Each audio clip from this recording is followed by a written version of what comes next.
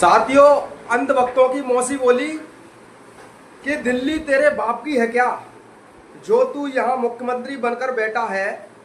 दिल्ली जनता की है और जनता तुझे तेरी माँ की कोख में वापस भेजेगी, कमीना कहीं का।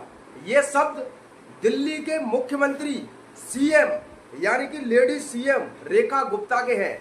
बताइए, यही अंतर होता है एक पढ़े लिखे और एक अनपढ़ व्यक्तियों में। समझ रहे?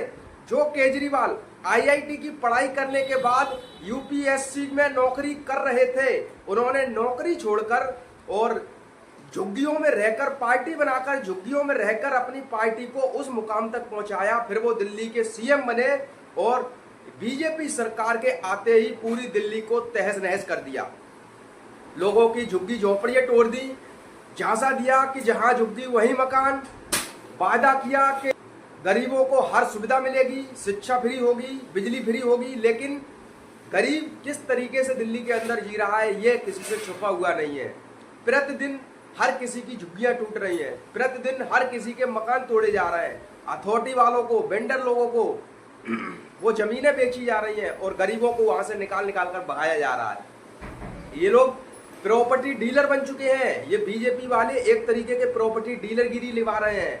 अथॉरिटी वालों को जमीन दे देते हैं और उनकी झुग्गियां तोड़वा देते हैं।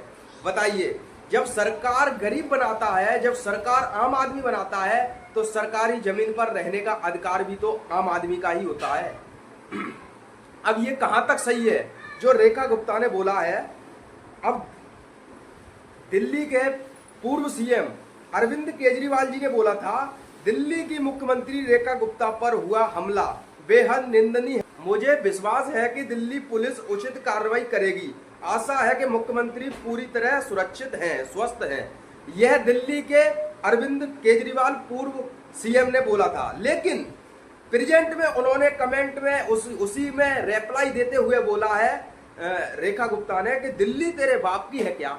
बताइए, ये शब्द सुनकर भी आंखों में गुस्सा, जोश, शरीर के अंदर आक्रोश भर जाएगा। दिल्ली तेरे बाप की भी नहीं है, जो तू यहाँ मुख्यमंत्री बनकर बैठा है। दिल्ली जनता की है और जनता ही तुझे तेरी माँ की कोख में वापस भेजेगी, कमीना कहीं का। यह शब्द अब तुम समझ रहे हो एक पढ़े लिखे व्यक्ति में और एक अनपढ़ व्यक्ति में कितना अंतर होता है। अब आईआईटी की पढ़ाई करने के बाद यूपीएससी में नौकरी कर रहे अरविंद केजरीवाल, उन्होंने किस तरीके के शब्द कहे, प्यार मोहब्बत वाले, सुरक्षा को लेकर। लेकिन यहीं पर रेखा गुप्ता जो दिल्ली की मैं अभी मौजूदा सीएम है, उन्होंने किस तरीके से शब्द कहे। ये होता है एक पढ़े लिखे व्यक्ति और गोबर भक्तों में अंतर। बताइए, जब उनके थप्पड़ पड़ चुका, गुजरात के किसी व्यक्ति ने मारा, या तो वो लड़का भाई गुजरात के सीएम से या गुजरात सरकार से भी परेशान होगा, और यहाँ दिल्ली में आया तो भाई दिल्ली में देखा रेखा गुप्ता सीएम है तो रेखा गुप्ता से भी परेशान हो गया होगा। जब वो बंदा बीजेपी सरकार से परेशान होकर जब वो अपने सवालों पे अड़ा रहा, सवाल पूछने लगा, तो उसके बाद उसे गुस्सा आ गया होगा। उसने सोचा, उसने आव देखा न ताव देखा और जड़ दिया दिल्ली के सीएम पर एक थप्पड़।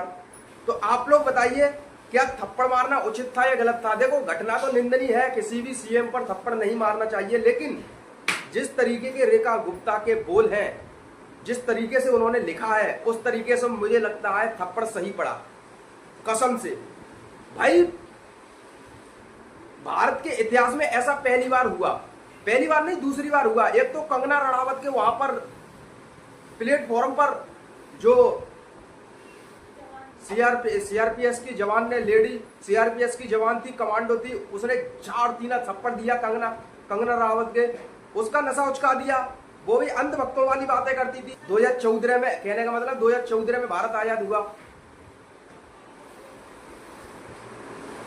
1947 में भारत आजाद हुआ, उसके बाद उसने 2014 में भारत आजाद करवाया। तो उस आजादी का थप्पड़ के साथ स्वागत किया एक सीआरपीएफ की जवान ने।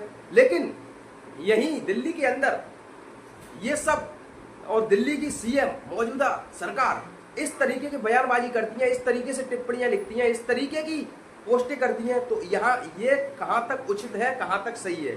आप लोग बताइए, क्या यह थप्पड़ सही पड़ा या थप्पड़ गलत पड़ा? आप लोग अपनी राय कमेंट बॉक्स में जरूर दें। बन रही है हमारे चैनल पर सोनू सिंह सुध, और आप लोग देख रहे हैं यूपी लाइव। क्रांतिकारी जय भीम। सरफरोशी की तमन्ना अब हमारे दिल में है, देखना है जोर कितना बाजुए कातिल में है। लिख रहा हूँ अंजाम, एक दिन आगाज आएगा, मेरे लहू का हर एक कतरा कतरा इंकलाब लाएगा। जो खून ना खोले वो खून नहीं पानी है, जो बहुजन होकर बहुजन समाज के काम ना आए ऐसी बेकार जवानी है। क्रांतिकारी जय भीम।